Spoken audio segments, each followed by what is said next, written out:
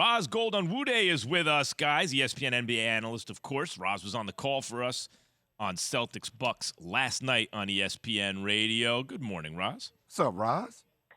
Good morning, guys. What's up? I'm so excited to talk to y'all. I miss you.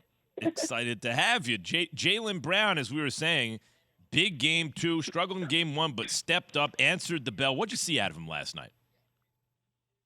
Well, first of all, I saw more thoughtfulness in shot selection from the Celtics team overall, and absolutely for Jaylen Brown.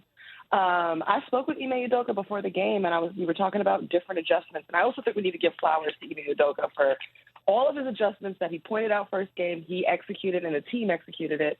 But for Jaylen, he said, there might be some opportunities for him in the mid-range, because in game 1, they basically took away, they thugged them in the paint. They snuffed out anything in the paint. And then you had the Celtics in game 1 taking 50 threes. Most of them settled for contested jump shots, contested threes or bad threes.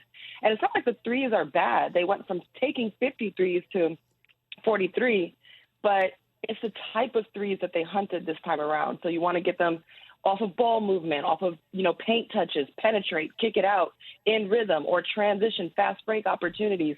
And they just were more thoughtful with that. And so he pointed that out as a way to get Jaylen Brown going. And immediately in the start of the game, to find rhythm, you found Jaylen wasn't forcing it at the rim. He wasn't settling for the three. Instead, he was probing, finding gaps, and he pulled up and found some mid-range jumpers and points there, and that helped him warm up through the game.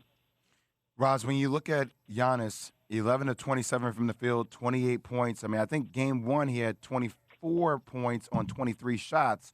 What is Boston doing defensively that's making life difficult for Giannis? Yeah, it's a good question, and it was very different approaches from game 1 to 2. Again, coming back to an adjustment for Celtics coach Ime Udoka, game 1 they were doubling frantically on him, sometimes tripling him, and they successfully really disrupted Giannis. In game 1, I think it was 9 for 25 from the field. He hasn't necessarily been scoring efficiently or easily as far as the scoring on the field goal side. He's being met with physicality, great individual defenders, and then also as a unit, everybody collectively being really locked in on him. And then Robert Williams being back healthy and available from the beginning of this series. Remember, he met them in the halfway point of the Nets series because he was coming back from injury. He has been so key, just being disruptive as a final resort around the rim. His length, his athleticism, he's just all over the place, and I think it has been disruptive. But to come back to the difference between game 1 and 2, they doubled Giannis every time, at minimum doubled, and it worked. Giannis was not able to score as efficiently.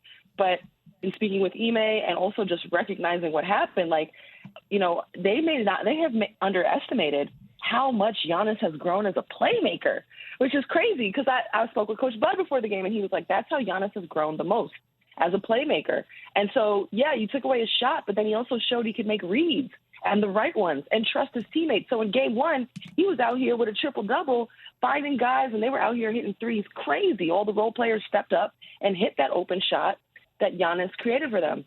Game 2, complete turnaround. Basically, Ime Udoka decided, I've got capable one-on-one defenders. We're going to go one-on-one against Giannis. And we saw a huge task.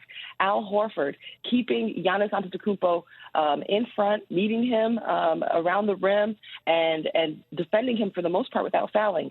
Grant Williams was an incredible X factor for the Celtics. Oh, my God. His versatility and his strength, but also his mobility and speed.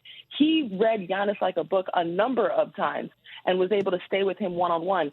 And in doing so and handling that task of disrupting Giannis one-on-one in game 2, they didn't allow for these open, nice, easy shots for everyone else on the team. And that was a huge adjustment for the Celtics defensively. And Ime Udoka trusted his individual defenders, and they stepped up. Ros, the Celtics are shooting an alarming clip from 3. Is that sustainable in this particular series? Again, I think it's the right threes. And that's the key. They took 50 game 1, they took 43 in game 2, but in game 2 they made 20. And again, the right threes really would be, are you getting good rhythm? Are you making the Celtics defense have to move, rotate, scramble, communicate? Has the ball, touched opposite sides of the court? I thought in game one, the Celtics offense looked stagnant a lot. The ball wasn't moving. It was sticky. They resorted back to isolation-type basketball plays that they were making at the beginning of the season. And when I found that all of us as a media group, as fans, were talking about how great, is Jason Tatum that guy? Is he top 5? Or how great are the Celtics? It was really when we saw Jason Tatum, not only as a scorer, but as a playmaker. And also when we saw the Celtics team really working with one another in rhythm. And in game one, it was none of that.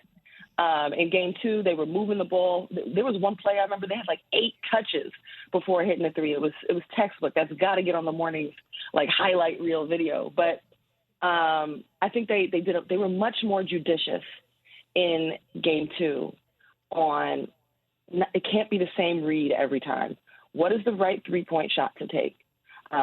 When are we doubling Giannis, if at all?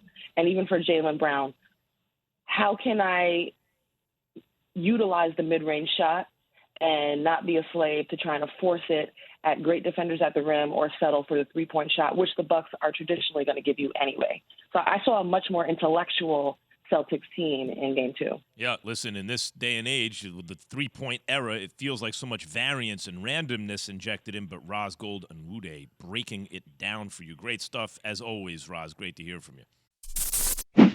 Thanks for watching ESPN on YouTube. For live streaming sports and premium content, subscribe to ESPN Plus right now.